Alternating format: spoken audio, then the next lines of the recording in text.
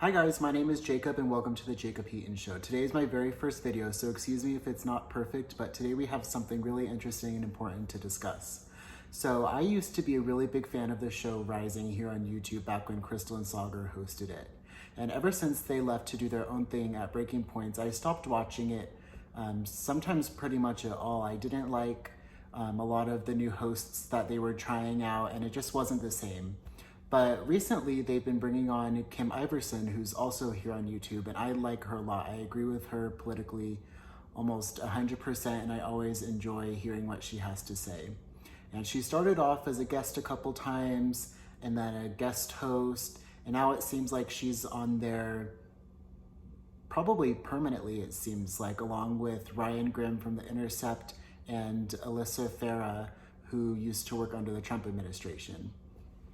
And so today Kim had a really good radar about Lieutenant Colonel Stuart Scheller, and he posted a video onto Facebook about how, basically he's devastated about what happened with the withdrawal in Afghanistan. He was a Marine for 17 years, and basically the gist of his video was he doesn't understand why the withdrawal happened the way it did.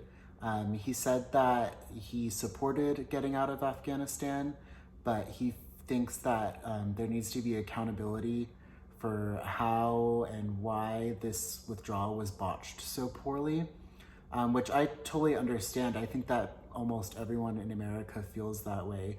I've been a big advocate of getting out of Afghanistan for many years, but just the way that it's been handled has been so poor, and it makes me angry. I know it makes a lot of other people angry, and there are some, people saying that, oh, if you criticize the withdrawal at all, then you're falling into neocon talking points, which is just kind of ridiculous. But so she did a radar about that today, and it was like everything else she does is very eloquent and well thought out. And she agreed with him that, the higher up of our military, when it comes to the generals, Secretary of Defense, the Pentagon, the president, need to be held accountable for this botched withdrawal. And then comes in Ryan Grimm, who is, a total phony. He's, just props up the establishment, even though he pretends to be anti-establishment, pretends to be a progressive, even though he's not. And so when she was done with her radar, Alyssa responded first and basically had the same sentiment as Kim. She agreed with this lieutenant colonel and said that, the top brass of our military and the Secretary of Defense, Lloyd Austin, and the president, need to be held responsible in some way.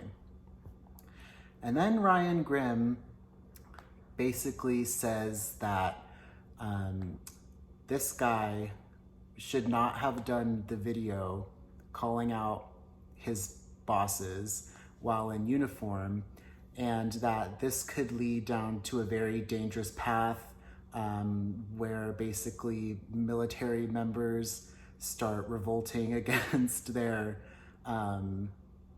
leadership. And he's like, oh, there's gonna be a military coup, like this could be the end of civilian control of the military.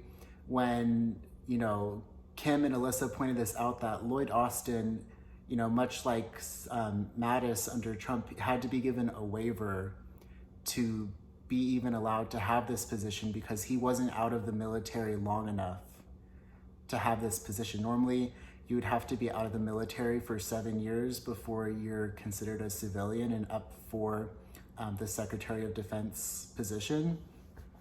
But much like Mattis under Trump, he was given a waiver by the Democrats to be able to have this job. So he's not really a civilian. He is still what most would consider to be a military member. So that's first of all. And, he goes on this completely unhinged rant and, basically accuses Kim at first of, you know, being fine with a military coup. And, you know, he ended up getting really angry with her, and like, you know, you could tell that he was vehemently very unhappy with what she was saying. And then she and Alyssa continued to go on to, you know, what they were saying with this segment. And so at first Ryan kind of insinuates that Kim would be fine with a military coup and a military dictatorship. But then he goes on to say that he now understands that if a military coup and dictatorship were to happen, he knows which side Kim would lie on. You know, at first insinuating, but now full out saying that Kim would be totally fine with a military coup and a military dictatorship, which is just the most preposterous thing, because if you know anything about Kim, she's probably one of the most principled and, you know, staunch anti-authoritarians, civil libertarians that, you know, there is in our public discourse right now when it comes to politics. So for anybody to insinuate that Kim Iversen of all people would want a military coup and a military dictatorship is just so disgusting and out of line, and just shows where Ryan's priorities are. And he really needs to apologize to her, because I mean, it's just so gross and so out of line. But, you know, he is not the kind of a person to apologize. He gets into spats with people all the time, and, you know, basically just doubles down, acting like an idiot. So, you know, I've been wanting Rising to get rid of him for a while now, just because of the fake phony that he is. But, you know, I'm not saying that he should get fired over this, but he definitely needs to apologize, because that's just such a wild accusation to throw at somebody, especially when there's no basis for it at all. Kim just wants the higher ups in the military to be held responsible for this past 20 years of a disastrous war, and then the complete and utter failure of how it ended. And we shouldn't expect military, you know, the lower level military people to just be okay with how they're treated, being sent off to die for nothing. You know, we should allow military members to question what's going on. You know, that's what Ryan is actually suggesting, is kind of like a, in a way, military dictatorship, where the high up military just decides everything, and, you know, their subordinates aren't allowed to question anything, the civilians aren't allowed to question anything. So his priorities and mindset is definitely way off base. I hope that he does apologize to Kim, because she definitely deserves it. And yeah, so thank you so much for watching this video. I know that, you know, I'm just recording this from my phone on my couch. So if you want to support me in any way that you can, I'll go ahead and leave my Venmo down below.